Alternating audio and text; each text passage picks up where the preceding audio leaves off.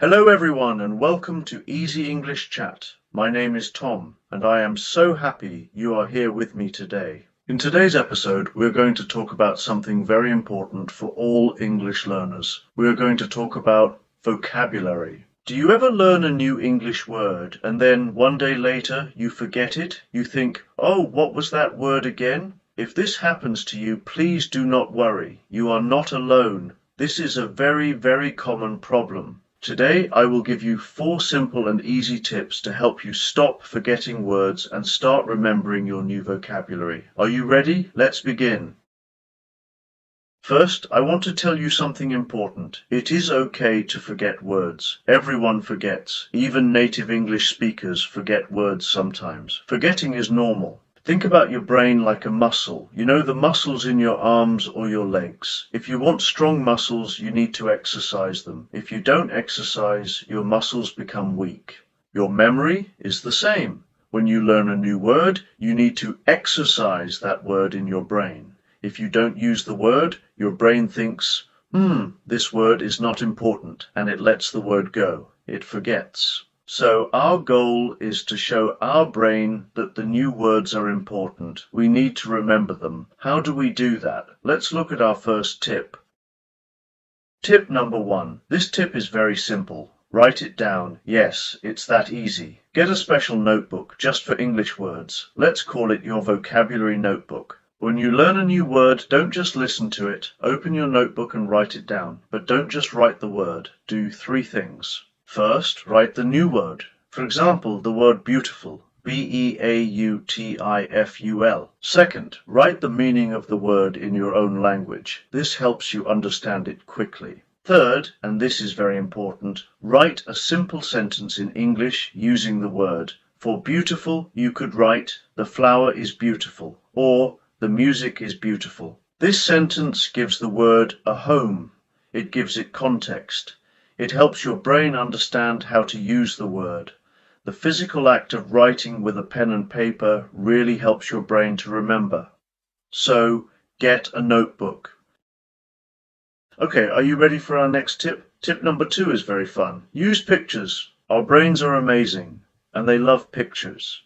A picture can help you remember a word much faster than just text. So, in your vocabulary notebook, when you write a new word, try to draw a small, simple picture next to it. It does not need to be a great drawing. A simple sketch is perfect. For example, if the new word is sun, you can draw a small circle with lines coming out. If the word is book, you can draw a small rectangle. Another way to use pictures is with flashcards. You can make your own flashcards with paper. On one side, write the English word. On the other side, draw a picture of the word. This is a fantastic way to test yourself and practice. When you connect a word to an image, you are creating a stronger connection in your brain. This makes the word much harder to forget. So get creative and start drawing.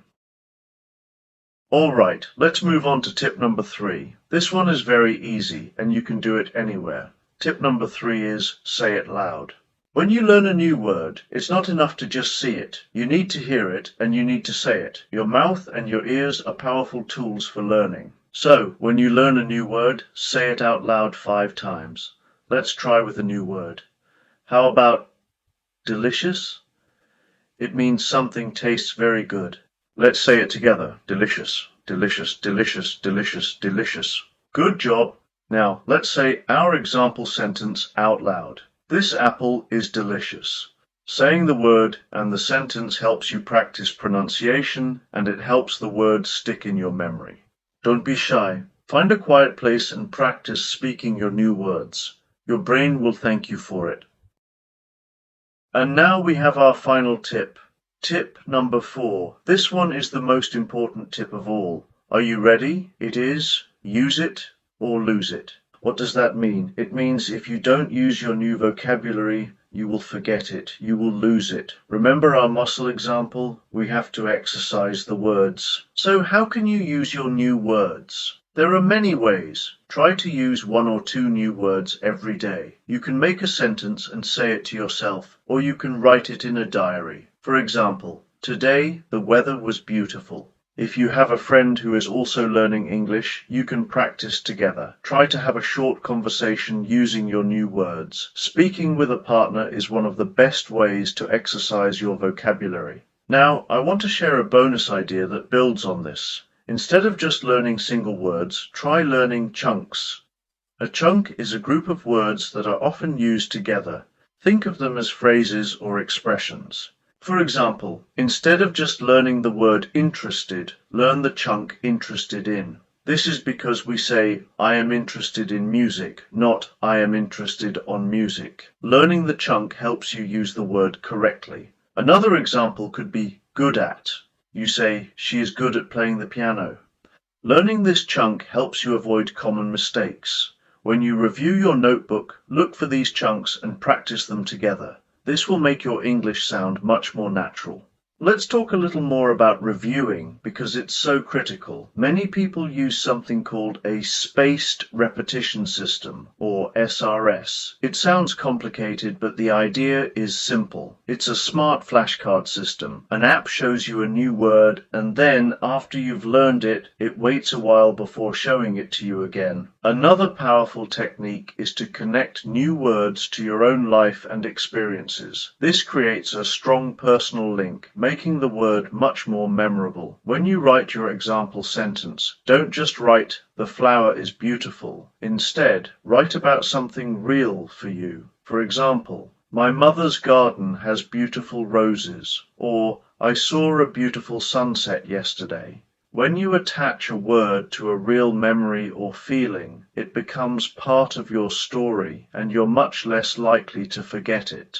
The interval gets longer each time you correctly remember the word. This method is incredibly efficient because it forces you to recall the word just before you're about to forget it. Many language learning apps have this feature built in, but you can also create a manual system with flashcards, sorting them into different boxes based on how well you know them. This regular practice tells your brain, hey, these words are important, don't forget them. This is the key to moving words from your short-term memory to your long-term memory. Now, let's explore a few more powerful ideas to make your vocabulary learning even more effective. A very common question I get is, Tom, should I read books or watch movies in English? And my answer is always, yes, absolutely. Consuming content you enjoy is a fantastic and natural way to learn. When you read a book or watch a movie, you are seeing words in their natural habitat.